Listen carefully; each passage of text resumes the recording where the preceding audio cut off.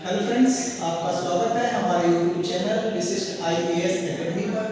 ठीक है, आज हम अक्षांश और देशांतर रेखाओं के बारे में जानते हैं।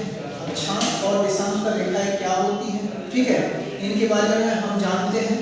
तो देखिए, सबसे पहले हम यह जानने की कोशिश करते हैं कि अक्षांश लाइन क्या होती है या अक्षांश रेखाएं क्या होती हैं। ठीक है, तो देखिए, यह एक ग्लोब है। ठीक, इस ग्लोब पर जो क्षैतिज दिशा में अर्थात पश्चिम से पूर्व में जो लाइन खींची जाती है, रेखा खींची जाती है ग्लोब पर, ठीक है, उन्हें हम अक्षांश लाइन या अक्षांश रेखा कहते हैं। ठीक है, यह कल्पना मात्र अर्थात काल्पनिक रेखाएं हैं। यह कल्पना मात्र अर्थात काल्पनिक रेखाएं। ठीक है, अब देखिए, ये लाइन काल्पनिक क्या है, क्योंकि ये दिखती नहीं है। ठीक है ना, मतलब एक कल्पना मात्र है। अब इन लाइन को, जो अक्षांश लाइन है, इन्हें हम कई नाम से जानते हैं। ठीक है, कई नाम से जानते हैं। जैसे इंग्लिश में हम इसको बोलते हैं इक्वेटर, इंग्लिश में इक्वेटर बोलते हैं, और हिंदी में हम इसे भूमध्य रेखा, ठीक, विषुवत रेखा, समानांतर रेखा, कोणीय रेखा जैसे नामों से जानते हैं। ठीक, अब देखिए, इसे समानांतर रेखा क्यों कहते हैं। ठीक है, क्योंकि देखिए, इस 0 डिग्री अक्षांश लाइन के उत्तर और दक्षिण अर्थात नॉर्थ एंड साउथ में जो लाइनें खींची जाती हैं, ठीक, जैसे कि देखिए,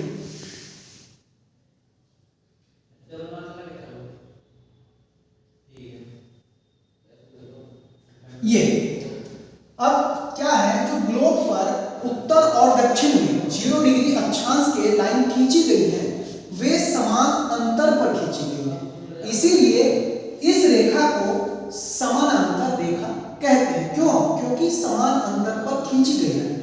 ठीक है, दूसरा, इसे कोणीय रेखा भी कहते हैं, क्योंकि इस लाइन पे एक बिंदु को आधार मानकर ठीक कोण बनाए जा सकते हैं।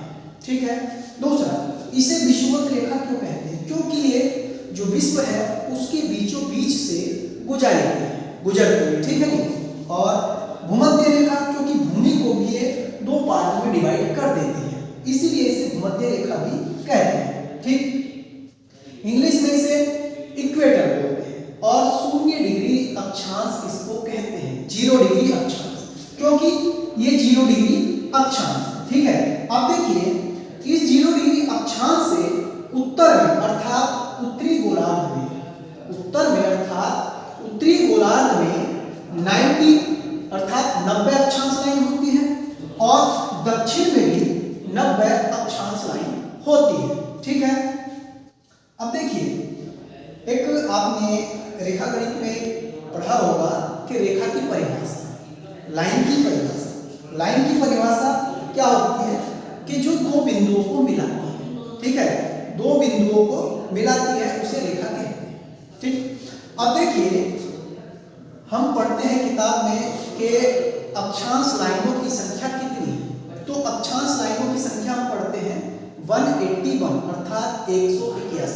ठीक है, लेकिन अभी हमने एक परिभाषा पढ़ी है कि रेखा की परिभाषा होती है जो 2 बिंदुओं को मिलाती है। ठीक है, लेकिन जो 90 डिग्री दक्षिणी अक्षांश, ठीक है, साउथ लैटिट्यूड, ठीक है, 90 डिग्री दक्षिणी अक्षांश और 90 डिग्री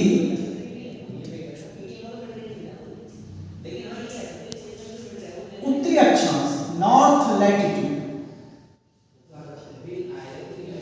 ये दोनों मात्र एक बिंदु के रूप में सिमट जाते हैं। ठीक है, दोनों मात्र एक बिंदु के रूप में सिमट जाते हैं। तो देखिए, जब ये बिंदु के रूप में सिमट जाते हैं तो ये रेखा नहीं हो सकती। ठीक है, रेखा नहीं हो सकती। ये देखिए, तो इसलिए अगर हम 90 डिग्री नॉर्थ और 90 डिग्री साउथ को इसमें से माइनस कर देते हैं, ठीक है, तो 89 इधर बचती है और 89 इधर बचती है। ठीक है, मतलब 89 इधर है और 89 इधर बच जाती है। तो अब दोनों को 178 हो जाता है।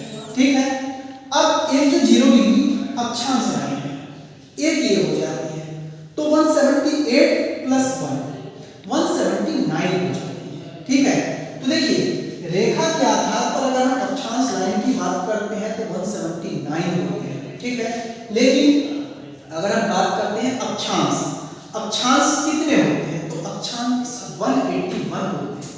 लेकिन देखिए ये चीजें क्लियर करनी थी, इसीलिए मैंने आपको बताया आयोग क्या है, आंसर 181 ही मानता है। ठीक है नहीं, आयोग 181 ही मानता है, तो इसलिए हमें आंसर 181 ही लगाना पड़ता है। ठीक है, दूसरा अब देखिए जो 23.5 डिग्री दक्षिणी अक्षांश है, 23.5 डिग्री दक्षिणी अक्षांश है, इसे हम मकर रेखा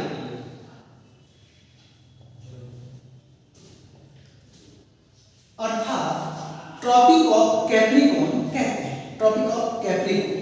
ठीक, और 23.5 डिग्री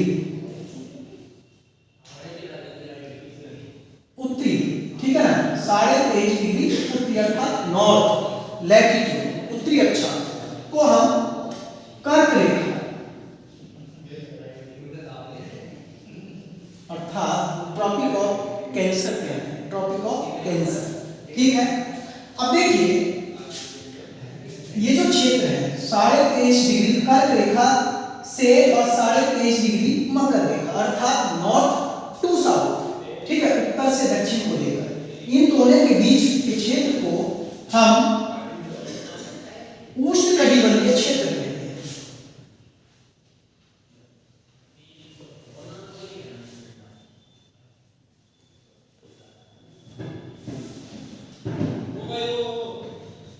उष्णकटिबंधीय क्षेत्र कहते हैं। ये गर्मी की दृष्टि से बहुत ज्यादा गर्म क्षेत्र होता है, गर्मी की दृष्टि से। ठीक है, अब देखिए जो कर्क रेखा है, कर्क रेखा, ठीक है, कर्क रेखा, मकर रेखा और विषुवत रेखा, कर्क मकर और विषुवत रेखा, ये तीनों ग्रेट सर्किल हैं।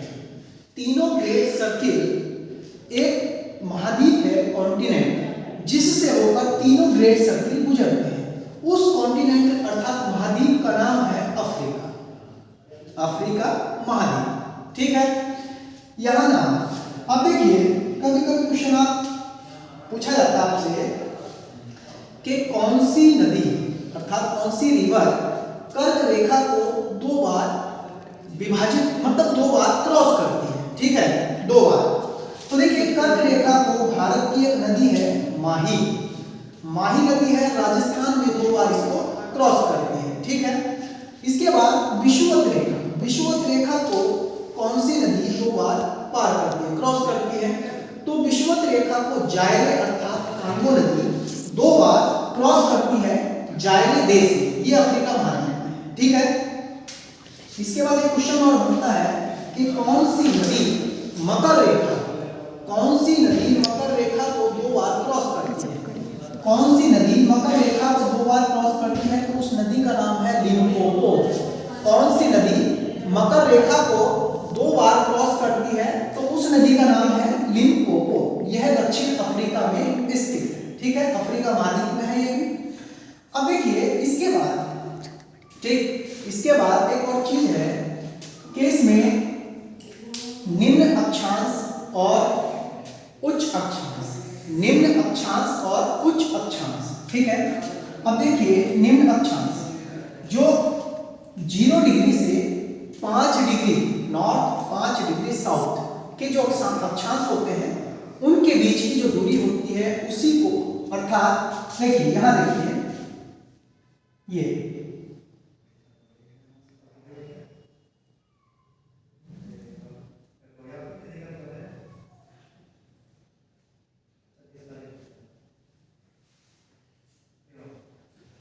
यहां से और यहां तक का जो क्षेत्र है ये निम्न अक्षांश अर्थात लो लैटिट्यूड कहलाता है। ठीक है, और 66.5 degree 66.5 66 plus half degree north और साउथ।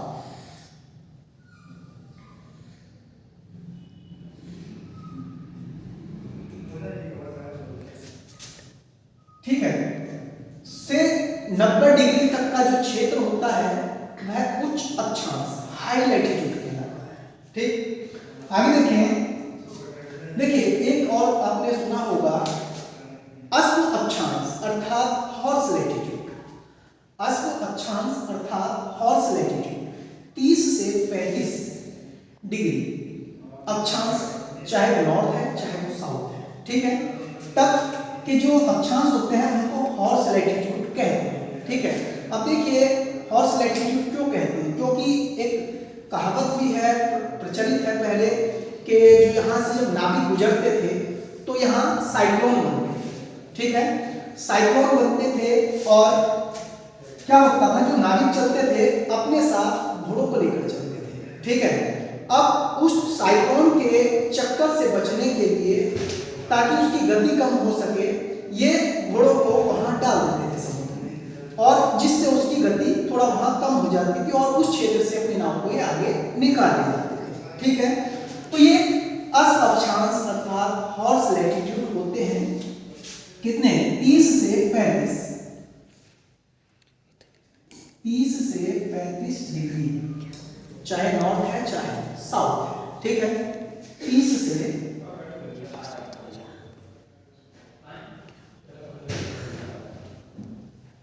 35 डिग्री। ठीक है, साउथ, और 30 से 35 डिग्री नॉर्थ। ठीक, अब देखिए जो कर्क रेखा है, कर्क रेखा भारत में 8 राज्यों से होकर गुजरती है। कर्क रेखा भारत में 8 राज्यों से होकर गुजरती है।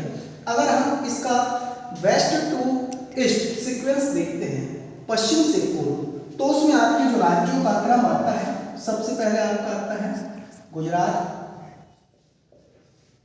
राजस्थान, ठीक है, मध्य प्रदेश एमपी, छत्तीसगढ़ सीजी, ठीक, झारखंड, पश्चिम बंगाल डब्ल्यूबी, त्रिपुरा, ठीक है, और मिजोरम। ये इसका सीक्वेंस होता है। ठीक है, तो देखिए यहां से जो प्रमुख क्वेश्चन हो सकते हैं वो हमने बताने की आपको कोशिश की है। जो नेक्स्ट वीडियो होगी उसमें हम लॉन्गिट्यूड अर्थात देशांतर पर चर्चा करेंगे। धन्यवाद।